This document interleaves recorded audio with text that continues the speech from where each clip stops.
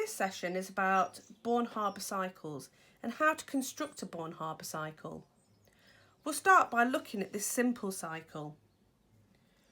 Sodium reacts with chlorine to give sodium chloride. You'd have met this enthalpy of formation before. It's the enthalpy change when 1 mole of substance is found from its constituent elements. So sodium, for example, will react with chlorine to give sodium chloride. Now that can be easily found using a calorimeter. What we can do though is find this here, delta H lat, and that can be done by extending this Hess's cycle. So sodium reacts with chlorine to form sodium ions and chloride ions in their gaseous state. Now these then come together to form sodium chloride. Delta H lat is the enthalpy change for that process. In order to find delta H lat, we need to find the Born Haber cycle for this. So we can extend this cycle to show the various stages, and this extension is called a Born Haber cycle. Now people often find constructing Born Haber cycles tricky, but they are quite straightforward, and we're going to construct a Born Haber cycle for that formation of sodium chloride, and hopefully when you see it constructed you'll find it quite straightforward. So let's start off by showing the equation for the formation of sodium chloride. So sodium in its solid state reacts with chlorine in its gaseous state. Now these are the constituent elements. So sodium plus half a chlorine produces sodium chloride. So let's show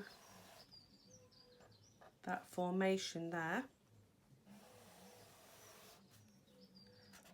Sodium chloride solid.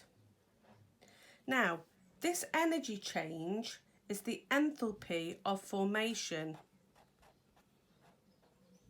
for sodium chloride from its elements, and its numerical value is equal to minus 411 kilojoules per mole. Now if we look at Hess's law enthalpy changes, they're independent of the route taken. So what we can now do is go via an indirect route and end up with the same substance. And that's what I'm going to show you now. So the first step is to atomise the sodium. So we draw a line up to show atomisation of sodium.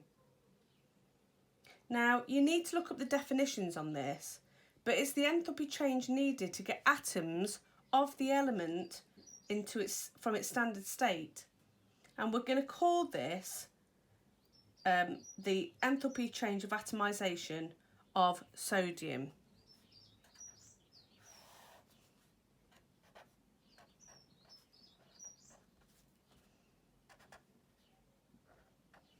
Okay, so what we've now got is our sodium solid has gone to sodium in its gaseous state because we've atomised it, and we've still got that half chlorine.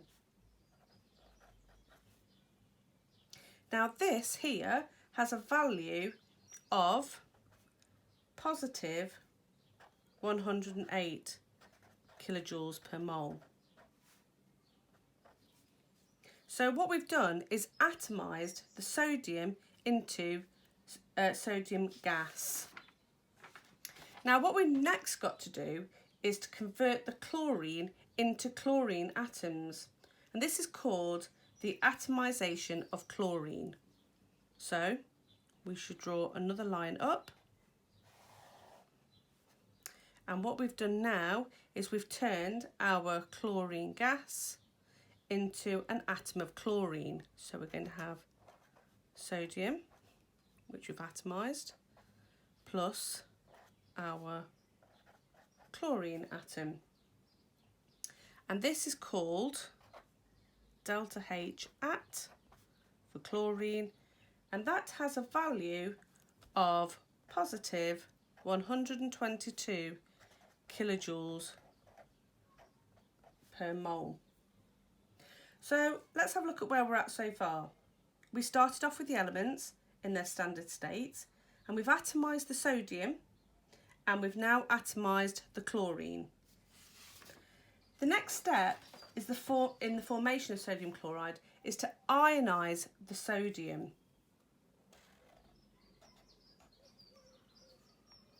Now this is called ionisation.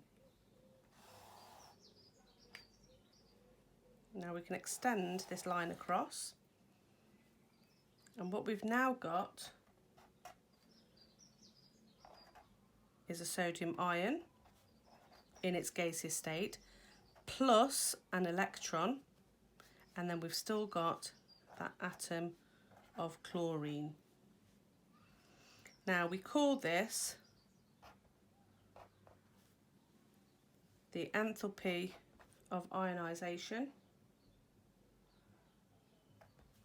and this has a value of positive 500 kilojoules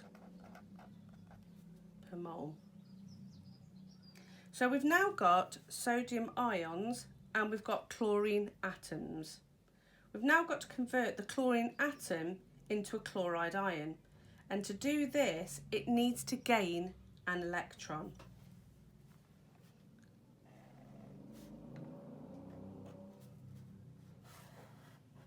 So let's have a look what we've now got. We've got our sodium ion, and we've now got a chloride ion. The chlorine atom has gained an electron to become a chloride ion, and this is called the electron affinity. And that has a numerical value of negative 364 kilojoules per mole.